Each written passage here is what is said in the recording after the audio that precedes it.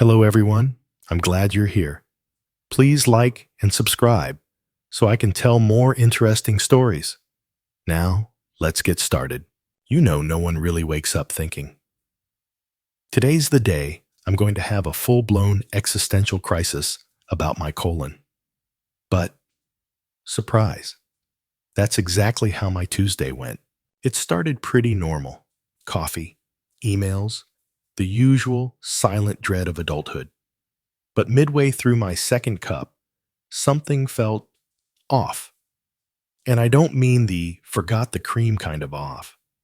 I mean the kind of discomfort where your body whispers, hey buddy, something's brewing. And not the good kind. Cue the mad dash to the bathroom. I'll spare you the vivid details, PG-13 rating, remember? But let's just say it wasn't subtle. There I was clutching the sink, wondering whether the trembling in my hands was from embarrassment, fear, or just the horror of realizing this wasn't normal. Now here's the thing.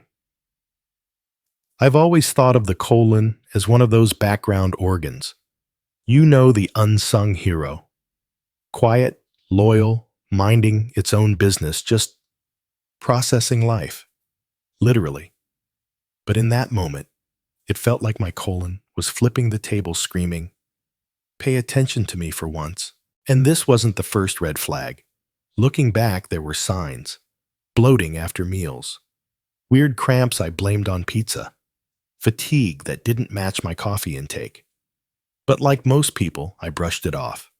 Because let's face it, nobody wants to admit that their bathroom habits might be trying to send them an SOS. Funny side note, did you know that the average person produces over 5 tons of poop in their lifetime? 5 tons. I mean, historians still debate whether the Romans actually had public toilets that doubled as gossip centers. Imagine catching up on neighborhood drama, mid-squat. Yeah. Suddenly, our modern plumbing feels like luxury. Anyway, back to me, having a minor meltdown in my bathroom. As I sat there, well, technically, not sat, I started Googling. Worst idea ever. You know how it goes. You search stomach cramps, and 5 clicks later, you're convinced you have 12 minutes to live. But something hit different this time. Every symptom, every vague medical article started pointing towards something more serious.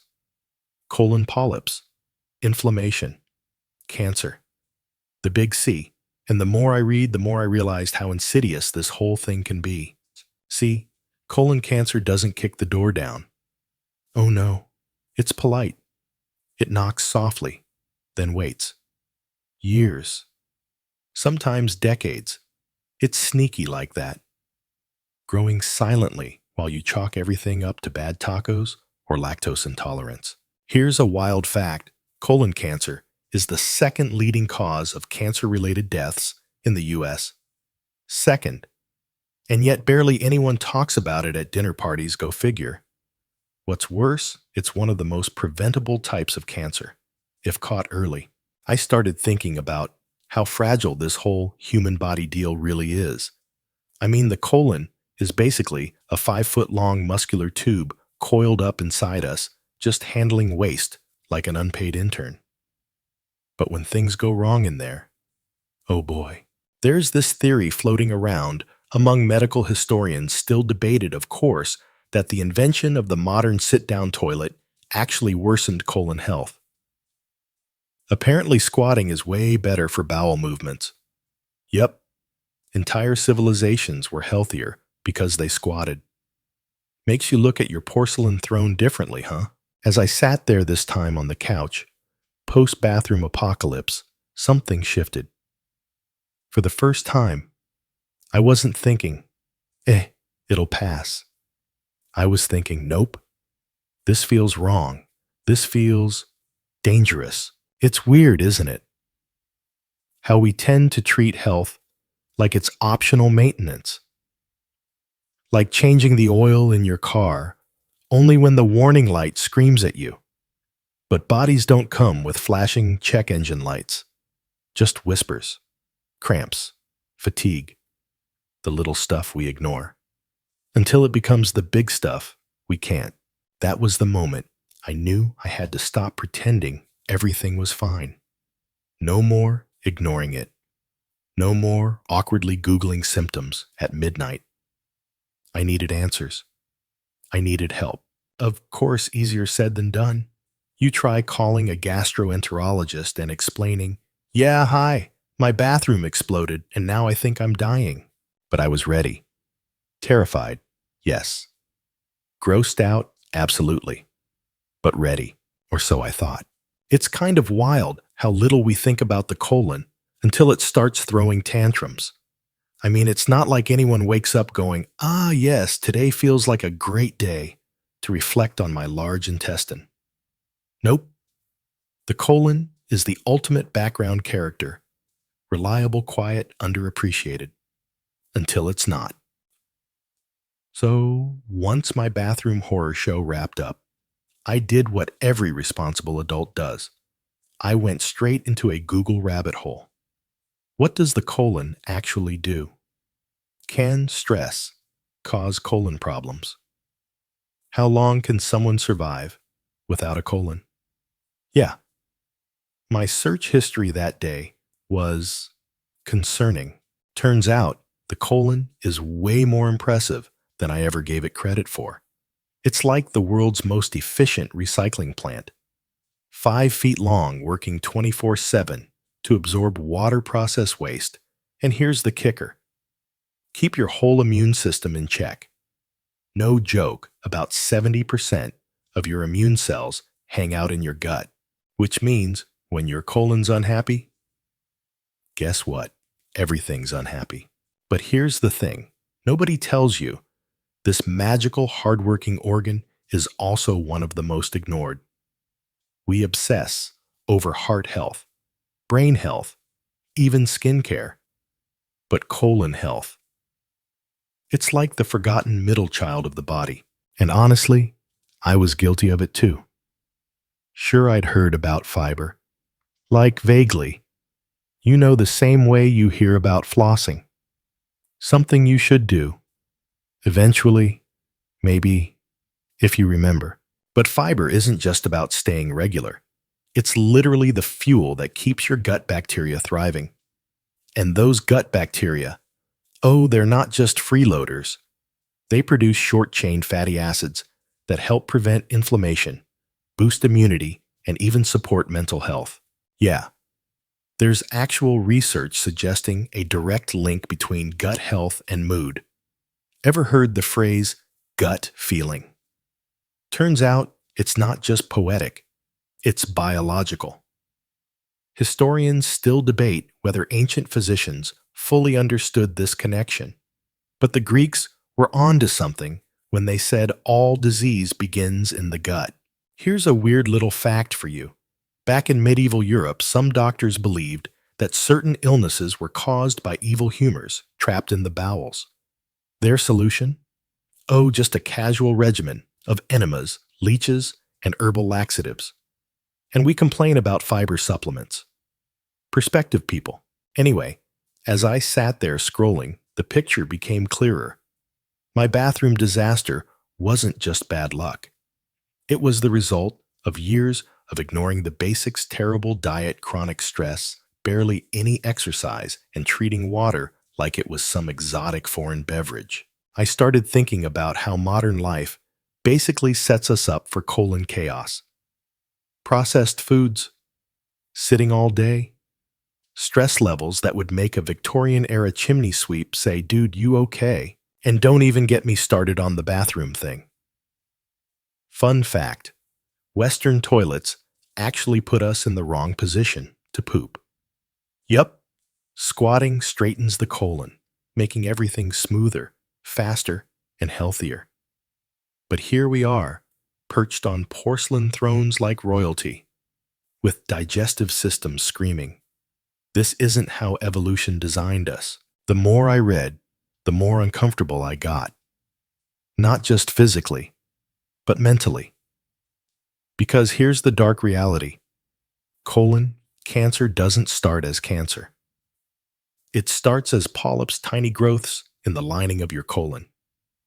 Most are harmless at first, but given enough time, some can turn into full-blown cancer. And the scariest part, no symptoms. None. Nada. Zip. You could have polyps for years and feel totally fine. It was like realizing there was a ticking time bomb inside me, and I'd been ignoring the beeping. My brain went into full detective mode. All right, how do I fix this? How do I make sure I'm not the next cautionary tale? The answer was painfully obvious. Diet, exercise, hydration, stress management, and most importantly, screening. But let's be real. Nobody likes talking about colonoscopies. The mere mention of it sends people into awkward coughs, bad jokes, or immediate subject changes. It's like the Voldemort of medical procedures. He who must not be named, or described, or thought about. And yet it's the single most effective way to catch colon cancer before it becomes cancer. Here's another wild fact to make you squirm. The earliest known description of a rectal examination comes from ancient Egypt, dating back to around 1500 BC. Yep. Humanity's been figuring out how to check the plumbing for a very long time. But even with millennia of progress, the modern world still treats colon health like a taboo, like it's somehow embarrassing to care about the organ that literally keeps us alive, hydrated, and toxin-free. So yeah, it was time. Time to face the thing I'd been avoiding. Time to stop pretending fiber gummies alone could save me. Time to call the doctor. Even as the anxiety started crawling up my spine, there was this weird sense of relief.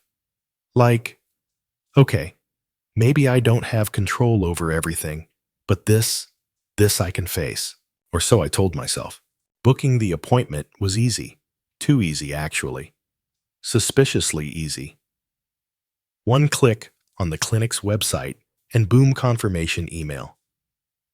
Like ordering pizza, but with more existential dread. Of course, then came the hard part. Waiting and thinking and overthinking.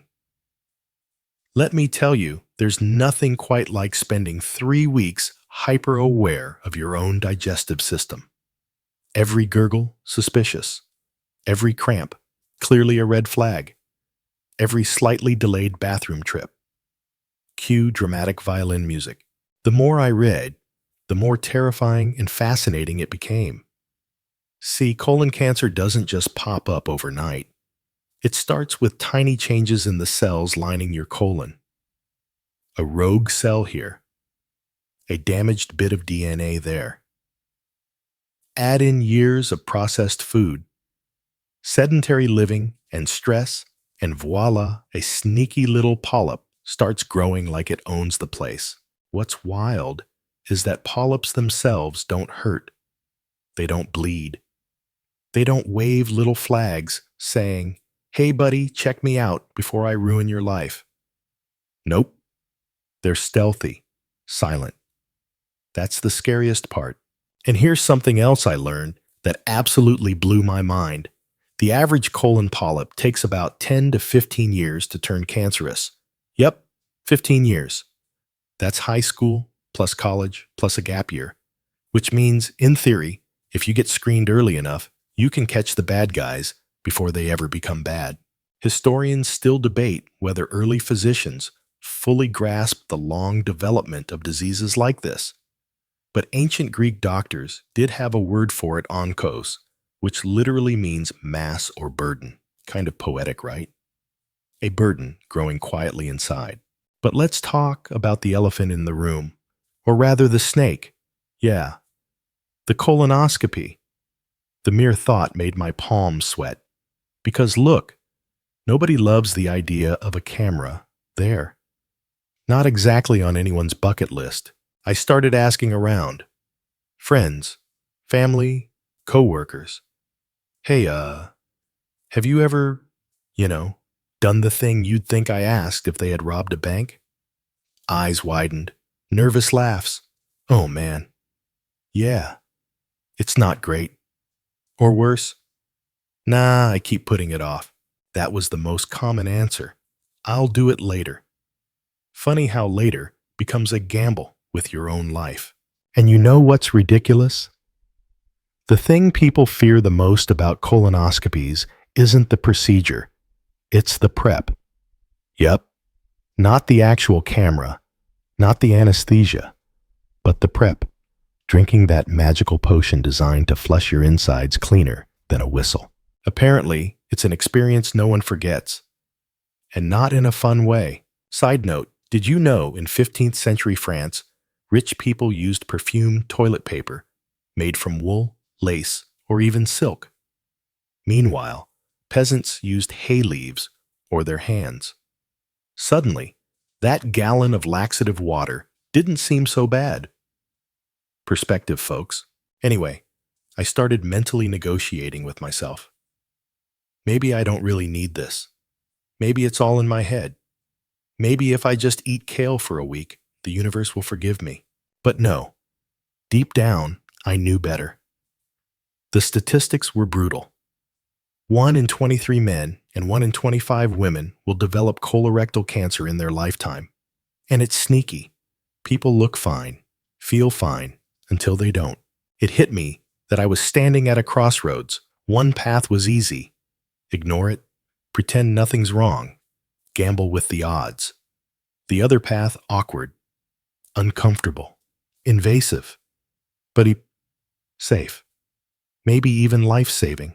I remembered reading that colonoscopies don't just detect cancer, they prevent it. Because if they find a polyp, they can remove it right then and there. No surgery, no drama. Just a tiny snip. Gone. Problem solved. How crazy is that? The idea that you could literally stop cancer before it ever starts. Like catching a burglar before they pick the lock. Still, fear's a funny thing. Completely irrational. The same brain that can memorize hundreds of passwords and recall useless trivia like octopuses have 3 hearts, somehow short circuits at the thought of a medical procedure. But you know what scared me more than the procedure? Regret. The thought of sitting in a doctor's office 5 years from now hearing the words, "If only we'd caught this sooner." That was scarier than anything else. So yeah, I confirmed the appointment. Did I feel brave? Nope. Did I feel adult? Also no. Mostly, I felt like someone who just signed up for the worst roller coaster ever. But I did it. And with that decision came the next challenge, the infamous prep. Oh boy. All right, let's talk about the prep. If you've never had the pleasure of preparing for a colonoscopy, let me describe it this way. It's like your body goes from being a respectable human vessel to becoming Niagara Falls, in reverse. It started innocently enough. The pharmacy handed me a jug the size of a small toddler filled with a mysterious white powder. The instructions: add water, shake, and drink, all of it, over several hours. Simple right, huh? Famous last words. The flavor. Oh, they tried? Tropical breeze, they called it. Which, by the way, is both a lie and a crime against pineapples everywhere. I took the first sip and immediately understood why everyone warned me. Imagine if sadness had a taste. Salty vaguely, lemonish, with the haunting aftertaste of regret. And once that liquid starts doing its job, oh boy, it's game on. Your body suddenly remembers everything you've ever eaten. Ever. And it wants it gone. Fast. I became a permanent fixture in the bathroom. I'm talking a laptop on the sink charger running under the door snacks just out of reach, ironically. And a deep personal connection with the floor tiles. Odd fact for you. In ancient Japan, sumo wrestlers used natural laxatives like senna tea before matches to drop weight quickly. Makes you wonder, who had it worse, me? Or a guy named Hiroshi preparing for a wrestling match? The sounds coming from my bathroom. Honestly, I considered apologizing to my neighbors. At one point, the toilet itself sighed like it was reconsidering our relationship. There's this odd rhythm to it. Waves. You think it's done. You cautiously leave the bathroom, only to hear the ominous gurgle. That means nope round 2, or 4, or 10. It's humbling, really. And during those, reflective moments between sprints to the bathroom, my brain started wandering. Like, how did we even figure this stuff out? Historians still debate whether the ancient Egyptians used bowel cleansing rituals for health or purely for spiritual reasons. Either way, they were on to something. But here's the weirdest part amid the chaos I started to feel. Lighter. Not just physically, though trust me, physically was an understatement. There was this bizarre mental clarity, like my body was rebooting. A full system cleanse. Also, mild dehydration. Definitely that. Somewhere in between. Questioning all my life choices and Googling how much poop can a human body hold, the answer is surprisingly a lot, by the way. I started thinking about how ridiculous it is that we treat colon health like it's embarrassing. I mean, this is maintenance. No one feels weird about changing the oil in their car. But take care of your own body. Suddenly, it's taboo. Weird how that works. Anyway, by hour 6, I was pretty sure I had achieved enlightenment. Either that or delirium. Hard to tell. My bathroom had become my temple, the toilet my confessional booth, and me just a humble pilgrim on a journey of gastrointestinal purification. Then just as suddenly as it started, it stopped. Silence. No gurgles. No cramps. No desperate sprints. I stood up cautiously, looked in the mirror. Is this what inner peace looks like? Pale, sweaty, slightly traumatized, but empty. Thoroughly, absolutely empty. By the way, did you know the average colon can hold about 5 to 8 pounds of waste at any given time? That fact hit differently after the last few hours. I had just expelled roughly the weight of a medium watermelon, maybe 2. With the worst of the prep behind me, pun fully intended, I packed a little bag for the procedure. Socks, phone charger, headphones. And because I'm classy like that, one of those tiny bathroom spray bottles for, emergencies. And as I lay in bed that night waiting for morning, something unexpected happened. The fear eased. Sure, I was nervous. But weirdly, the worst part was over. The thing I dreaded, the prep, had come and gone. And honestly, I survived. Somehow, it started feeling less like a punishment and more like a reset button. A really unpleasant, legally sanctioned detox spa experience. But still, I drifted off thinking about how tomorrow someone was going to stick a tiny camera inside me, and I was surprisingly okay with that. Sort of. Morning came faster than I expected. I barely slept. Not because I was scared. Well, okay, maybe a little. But mostly because I was afraid to trust, the situation down there. After what my bathroom went through last night, trusting a single sneeze felt like playing Russian roulette. I shuffled into the clinic like a sleep-deprived zombie, wrapped in an oversized hoodie, clutching my water bottle like it was a security blanket. The receptionist greeted me with a smile that was just a little too cheerful considering what was about to happen. Name, she chirped. I mumbled it. Procedure, she asked, still smiling. I blinked. Ma'am, you know why I'm here. Don't make me say it. But I did. Quietly, awkwardly. Colonoscopy. She nodded like I'd just ordered fries. Perfect. Right this way. Perfect. Sure. The nurse led me to the prep area, where they handed me what has to be the least dignified piece of clothing ever invented, a hospital gown. I don't care how confident you are. Nothing prepares you for the psychological damage of tying that flimsy thing and realizing the entire backside is, well, an open concept. As I changed, I couldn't help but think about how far medical science has come.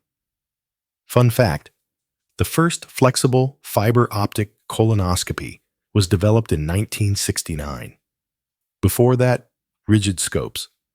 I don't even want to imagine. Historians still debate whether ancient Roman doctors attempted anything remotely like this, but if they did, I hope they at least bought dinner first. Anyway, back to me, standing in this chilly little room, trying not to moon anyone as I shuffled onto the gurney. The nurse hooked me up to an IV, took my vitals, and then the anesthesiologist walked in easily, the most popular person in the room. All right, he smiled. We're going to give you a little cocktail to help you relax. Buddy, sir, bestie, make it a double. They wheeled me into the procedure room, which honestly looked way more high-tech than I expected. Monitors, machines, bright lights, and sitting on a tray like an innocent little garden hose, the scope. Yep, that's the guest of honor. The doctor greeted me warmly, like we were old friends catching up over brunch. Except instead of pancakes, it was, well, you get the idea. Any questions before we start? He asked. I had plenty. Can we pretend this isn't happening? Are you sure this isn't a prank? How many people are watching this feed? Is it being live streamed to a conference somewhere? But all that came out was a nervous chuckle, and nope, all good. The anesthesiologist leaned over. Okay, you'll start feeling sleepy in about 5 seconds. Liar, I was wide awake. This stuff never works that fast, I thought. And then, darkness. Complete, blissful nothingness. Out like a light. When I woke up, I was back in recovery, groggy, confused, and desperately trying to figure out whether it had even happened. I glanced down. Yep, gown still there.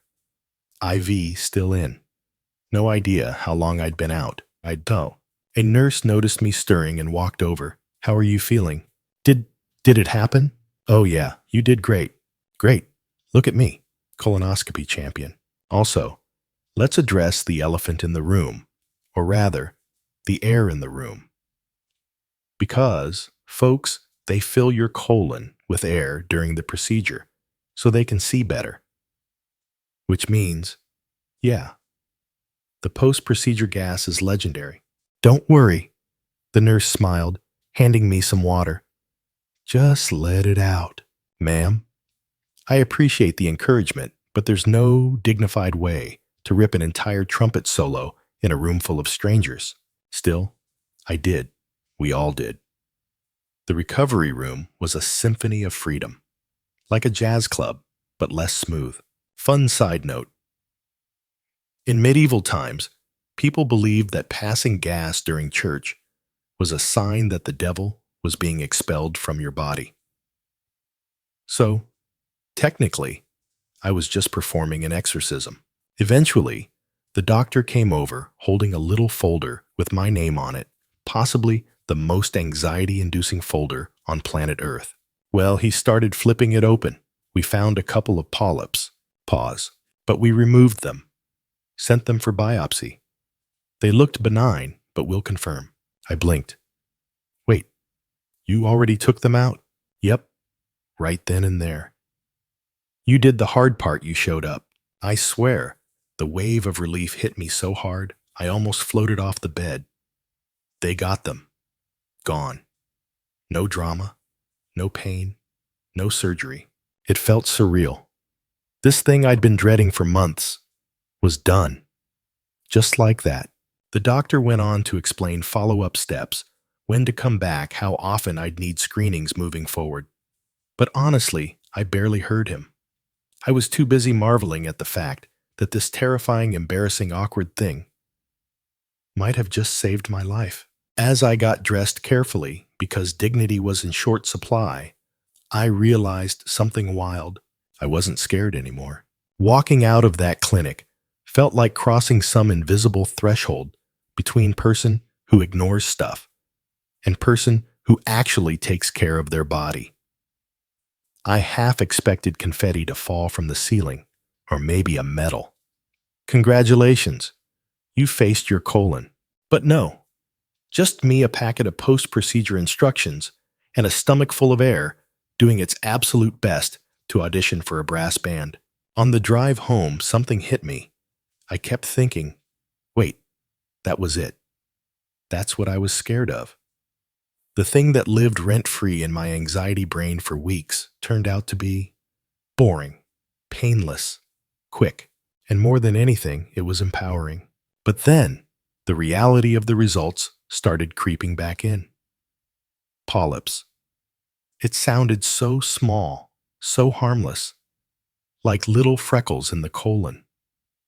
But the more I read, the more I realized those tiny things, they were time bombs. Left alone, they could have turned into something deadly. Here's the kicker. About 1 in 3 adults over 50 has colon polyps, 1 in 3. And most have no idea. No symptoms, no warnings, just quietly growing. Historians still debate whether medieval physicians understood the concept of preventative care, but evidence shows some ancient civilizations practiced early forms of health screening mostly through, well, less sophisticated methods involving urine stool and occasionally astrology. Imagine getting a diagnosis based on the position of Jupiter. Wild times.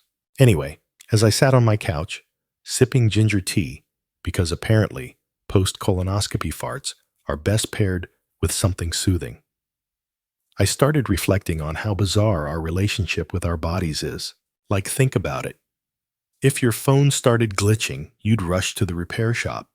If your car made a weird noise, you'd pull over immediately. But when our own bodies send warning signals, cramps, fatigue, weird bathroom habits, we ignore them, brush it off, hope it goes away. Why is it embarrassment? Fear, denial? Probably all of it. And yet, this whole process wasn't scary, just awkward, temporarily uncomfortable. Honestly, flossing feels worse some days. But here's what really stunned me. The doctor explained that by removing those polyps, they didn't just detect a problem. They prevented cancer, full stop. The moment those little guys were snipped out, my risk of colorectal cancer dropped significantly. Imagine that. You go in for a screening. They find the villain, delete the villain. You walk out cancer-free. No chemo, no surgery, no horror story. Just done. And yet, despite how simple it is, millions skip it, delay it, pretend they're fine. Probably because nobody wants to talk about their colon at brunch. It's not sexy. It's not glamorous. You don't see influencers posting self-care Sunday, just got my colonoscopy, now our gut goals. But maybe we should. Here's an odd fact for you. In Victorian England, there was an actual profession called the night soil man. Their job emptying household outhouses at night. Yep. People paid someone to literally deal with their leftovers, and you thought your job was bad. Sitting there scrolling on my phone, I wondered why colon health gets shoved into the shadows. Maybe it's because we don't see it. It's invisible, quiet, tucked away deep inside us. But that's also what makes it dangerous. The next day, the doctor called. Heart pounding, I picked up. Hey, just wanted to let you know, biopsy came back clean. Polyps were benign. You're all good. I sat there frozen for a second, then exhaled so hard I'm pretty sure it rattled the windows. All good. 2 words that hit like a truck after weeks of fear. And just like that, relief. Pure, overwhelming relief. I wasn't just okay. I was ahead of the game. Because I caught it early. Because I did the thing. The scary, awkward, uncomfortable thing. The thing that could have saved my life. And somewhere between hanging up that phone and microwaving leftover pizza, I realized something else. This wasn't just about me. This was about every friend, every sibling, every parent who's ever said, I'll get around to it. About everyone too scared, too embarrassed, or too busy to take care of the part of their body that literally keeps them alive. I wanted to grab the world by the shoulders and yell, go get screened. Your colon deserves love too. But you know, gently, with maybe fewer jazz hands. I chuckled, shook my head, and texted my family. Hey, when's the last time you checked your colon? So there I was, colon freshly inspected polyps, evicted digestive system, humming along like a well-oiled machine. You'd think that'd be the end of the story. Roll credits, happy ending. But nope. Turns out, getting a camera tour of your insides has this funny side effect. It rewires your entire perspective on health. I couldn't stop thinking about how close I came to never knowing. How close millions of people are to walking around with little ticking time bombs in their gut. All because colon cancer doesn't come with alarms. No flashing lights, no sirens. Just silence. Until it doesn't. And here's the kicker. The survival rate for colon cancer, when caught early, is over 90%. Yep, 90%. But if you catch it late, it plummets. Sometimes below 15%. That's not just a statistic. That's a tragedy of procrastination. It's wild how something so deadly can be so preventable, almost offensively preventable. You'd think the universe would make the scary stuff harder to dodge, right? But nope, it's sitting right there. All you gotta do is show up. Historians still debate whether the ancient Greeks really believed in the concept of preventive health, or whether they just got lucky with their obsession over balance and moderation. Either way, they were definitely onto something. Meanwhile, modern society, we've got Netflix, DoorDash, 10,000 step counters, and somehow we still forget to schedule the appointment that could save our lives. And don't even get me started on the diet stuff. Oh boy. Once you learn that your colon's best friends are fiber, water, and movement, it's kind of impossible to go back to pretending Doritos are a food group. Did you know the average American only gets about half the daily recommended fiber intake? Half. No wonder our guts are staging revolutions in the middle of the night. Here's a random but weirdly relevant fact for you. In ancient China, doctors were paid to keep patients healthy. If the patient got sick, the doctor stopped getting paid. Imagine that flipping the healthcare model today. Suddenly your doctor's calling like, "Hey, just checking. Did you eat your broccoli this week?" So yeah, I started making changes. Nothing drastic. No weird juice cleanses or 30-day raw cabbage diets. Just the basics. More veggies, more fiber, less processed junk, more walks, less scrolling, and water. Oh my God, so much water. I never realized my body had been functioning on 70% coffee and 30% Sprite for most of my adult life. But honestly, the biggest change wasn't the food. It was the mindset. I stopped treating my health like some optional side quest. It wasn't something you get around to. It's the main storyline. Because once you've stared down the barrel of maybe cancer, it hits differently. You realize how fragile this whole meat suit actually is, and how ridiculously easy it is to ignore until it's too late. Ooh, the weirdest part I felt. Proud. Not just for doing the colonoscopy, but for choosing me. For showing up for my future self. For saying, "Hey buddy, I care whether you're still breathing in 10 years. And here's what nobody tells you, you become that person. The annoying one. The evangelist. The "Hey, have you scheduled your screening yet, friend?" I went to brunch 2 weeks later and swear to you hijacked the conversation. Everyone else was talking about Taylor Swift tickets or fantasy football, and I was like, that's cool.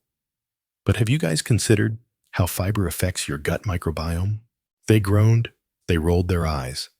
But guess what? 2 of them scheduled screenings that week. Victory. And that's the thing. This isn't just about avoiding disease. It's about quality of life. About feeling good.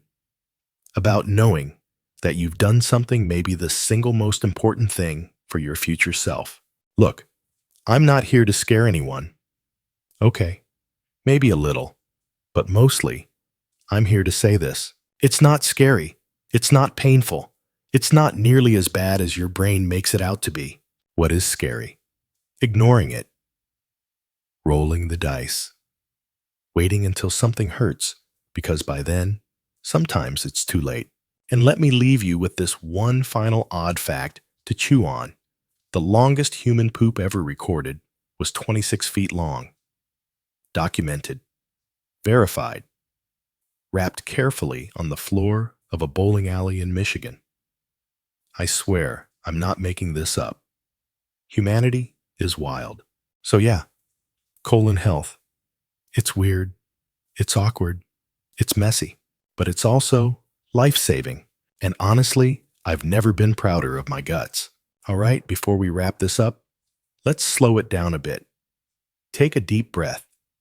You've heard the wild, messy, slightly hilarious, but very real story of how my colon nearly staged a coup against me, and how a simple decision to face it probably saved my life. If there's one thing I want you to take away from this, it's this: your body whispers before it screams. Those little discomforts, the weird bathroom habits, the fatigue you keep blaming on bad sleep or stress, they matter. They are messages. Colon cancer is sneaky. It grows quietly, slowly over years. But the good news, it's also one of the most preventable cancers out there. Screening, particularly colonoscopies, can catch polyps before they ever become cancer. You don't have to wait for something to go wrong.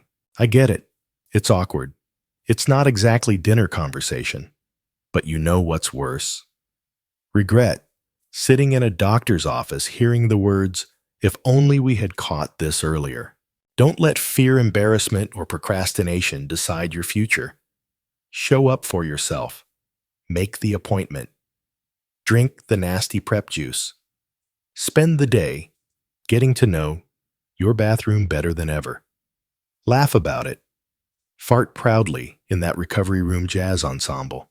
Then walk out knowing you chose your life, your future, your family, your story.